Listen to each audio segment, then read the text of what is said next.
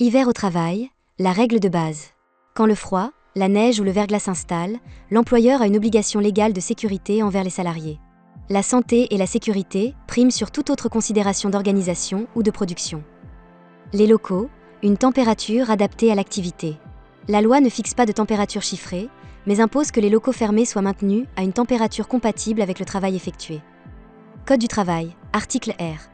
4223 à 13 Les dispositifs de chauffage ou de régulation ne doivent présenter aucun danger, émanation, installation défectueuse. Position FO.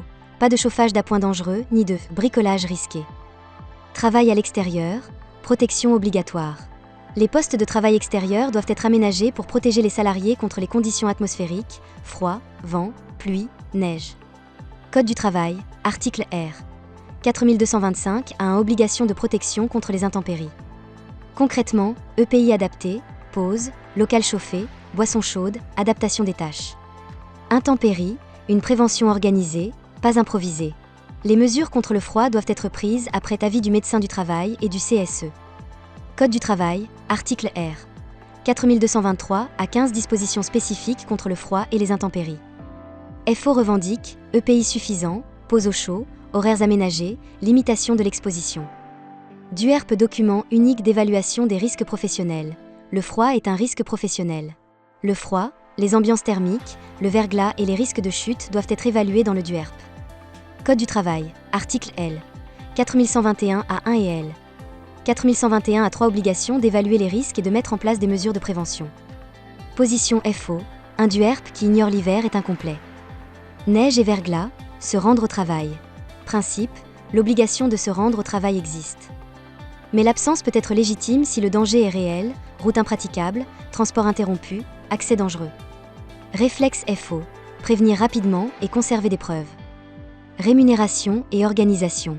En principe, l'absence pour intempéries n'est pas rémunérée, sauf dispositions plus favorables.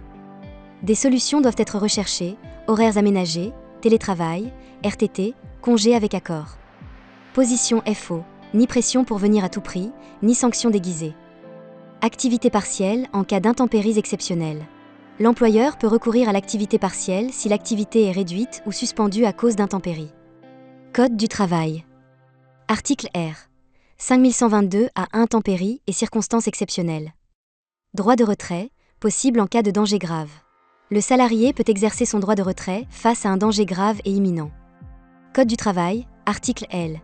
4131 à 1 et suivant droit de retrait et procédure d'alerte. FO, ne pas banaliser, mais ne jamais exposer les salariés au danger. Si l'employeur ne fait pas le nécessaire. Levier d'action. Alerte et intervention du CSE, inspection du travail, suspension de l'activité si la sécurité n'est pas garantie.